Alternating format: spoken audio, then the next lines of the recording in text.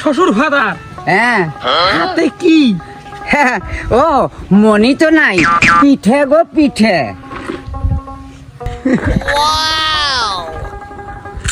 তো শাউরির হাতের বানানো। শ্বশুর ফাদার, পিঠে তো পাউ দিয়ে বানাইছে, কোনোদিন তো শুনি।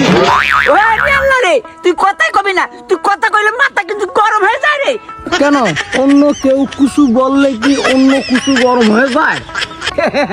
ওরে আল্লাহ রে, মাইকে কিন্তু তোর দাঁত ভাঙে ফেলে দিমু। দাঁত ভাঙে ফেলাইলে পিঠে খাবো কিবা করে? এ বাবা চুপ থাক রে বাবা, চুপ থাক।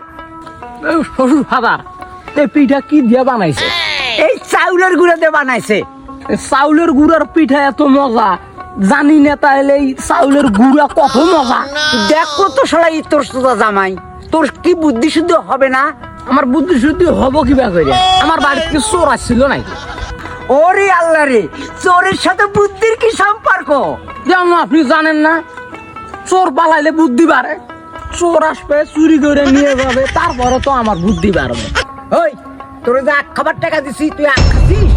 বাজারে গেলাম আখ খাওয়ার জন্য, তো আখ পাই নাই, তো আখের গুঁড়ো মটকা কিনে খাই। তোরে আখ কিনে খাওয়ার টাকা দিলাম দাঁত পরিষ্কার করার জন্য, তা না খায়া মটকা খায়া দাঁত ময়লা করে নিয়ে আইলি। শ্বশুর ফাদার, আমার বউ দেখতে কার মতো হয়েছে? হ্যাঁ আমার মতো হয়েছে।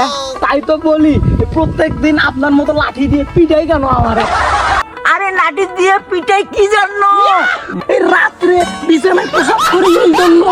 আরে তোরে আজকে মাই